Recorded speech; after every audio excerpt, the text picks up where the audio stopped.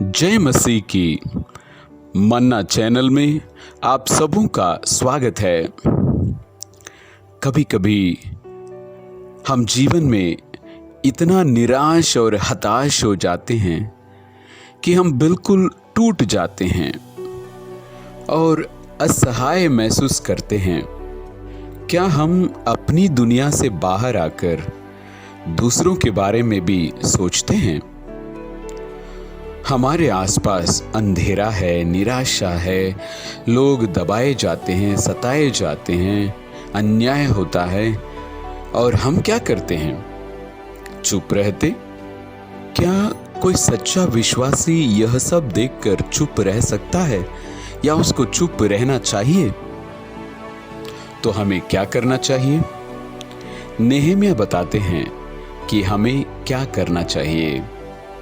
Nehemiah के समय Israeli लोगों को नबूकदनेस्सर राजा ने बंदी बनाया था और उतना ही नहीं, शहर पनाह को तोड़ दी और फाटक को जला डाला और जो बचे कुछ लोग थे वो निराशा में जिंदगी बिता रहे थे।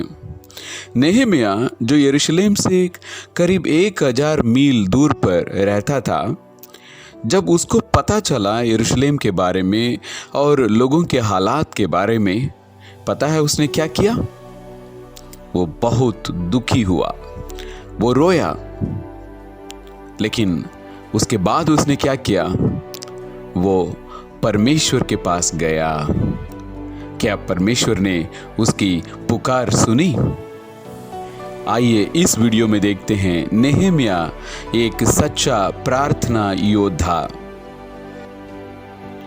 नेहमिया का अर्थ है यहोवा ने सांत्वना दी है। नेहमिया बिखरे हुए यहूदियों में से एक था। वो अपनी युवा अवस्था में शूशन के महल में शाही प्याले वाहक के महत्वपूर्ण पद पर नियुक्त किया गया था। अरतक्षत्र राजा के 20वें वर्ष के नीसान नामक महीना में जब उसके सामने दाख मधु था, तब मैंने दाख मधु उठाकर राजा को दिया। नेहमिया 2:1। दाख मधु परोसने के साथ साथ उसे यह भी सुनिश्चित करना था कि राजा को कोई जहर ना दे दें। राजा को नेहमिया पर भरोसा था। इसके अलावा चूंकि नेहमिया राजा की उपस्थिति में बहुत समय बिताता था, इसलिए वो एक विश्वसनीय सलाहकार भी बन गया था। भजन संहिता 137 का 5 और 6। हे यरूशलेम, यदि मैं तुझे भूल जाऊं तो मेरा दाहिना हाथ सूख जाए। यदि मैं तुझे स्मरण ना रखूं, यदि मैं यरूशलेम को अपने सब आनंद से श्रेष्ठ न जानूं, तो मेरा जीभ तालू से चिपट जाए। जी हाँ, नेहमिया का शरीर भले ही फारस में था, लेकिन उसका पूरा दिल और मन यरूशलेम में था और वो अपने लोगों की चिंता किया करता था और वो लौटने वालों से जानना चाहता था कि लोग और शहर कैसे चल रहा है।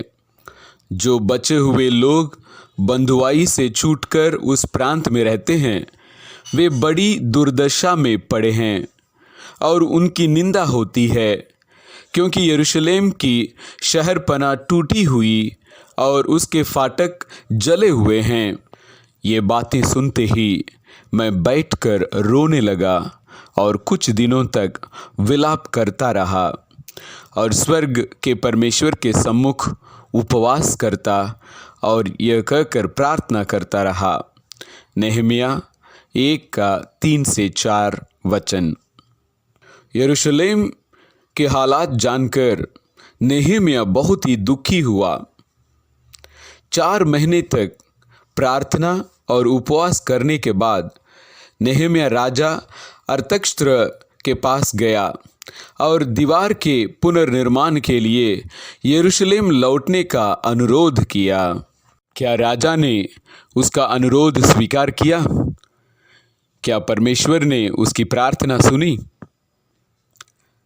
नेहम्याह कहता है, मेरे परमेश्वर की कृपा दृष्टि मुझ पर थी, इसलिए राजा ने यह विनती स्वीकार कर ली। नेहम्याह 2:8। राजा ने नेहम्याह को न केवल वो सब कुछ दिया जो वो चाहता था, बल्कि राजा ने उसे यहूदा का राज्यपाल भी बना दिया। नेहम्याह सरकारी नौकरी में था। वो एक व्यापारी था।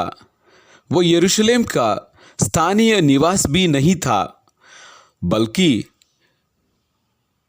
1000 मील दूर एक दुर्गम रेगिस्तान में रहता था। इसके बावजूद वो परमेश्वर के लोगों के बारे में सोचता था, उनकी चिंता किया करता था, या कहें उसके दिल में अपने लोगों के लिए बोझ था। हेजकेल 22:30 कहता है, मैंने उनमें ऐसा मनुष्य ढूंढना चाहा जो बाड़े को सुधारें और देश के निमित्त नाके में मेरे सामने ऐसा खड़ा हो कि मुझे उसको नाश न करना पड़े, परंतु ऐसा कोई ना मिला। नेहम्याह को जागते रहने और काम करने में विश्वास था, इसलिए वो परमेश्वर के सामने खड़े होकर अपने लोगों के लिए विनती प्रार्थना की। जब उसने अपने लोगों की बुरी हालत देखी तो वो निराश नहीं हुआ, बल्कि उसने आध्यात्मिक युद्ध के माध्यम से उससे लड़ने का विकल्प चुना। उतना ही नहीं, उसने युद्ध भी जीत लिया, क्योंकि परमेश्वर उस पर मेहरबान था। हेजकेल 22:30 कहता है, मैंने उनमें ऐसा मनुष्य ढूंढना चाहा जो बाड़े को सुधारें कि मुझे उसको नाश न करना पड़े, परंतु ऐसा कोई ना मिला। जी हाँ, हमारे परमेश्वर ढूंढते हैं देश के लिए, हम विश्वासियों के उद्धार के लिए कोई ऐसा मनुष्य मिले जो उनके सामने खड़ा हो सके और उनके लिए बोझ के साथ विनती और प्रार्थना कर सकें। क्या आप वो प्रार्थना योद्धा बनेंगे देश के लिए, हमारे लोगों के उद्धार के लिए? हमारी प्रार्थना से देश के हालात को सुधार सकते हैं, लोगों के जीवन को बदल सकते हैं। तो आइए परमेश्वर के प्रार्थना योद्धा बने।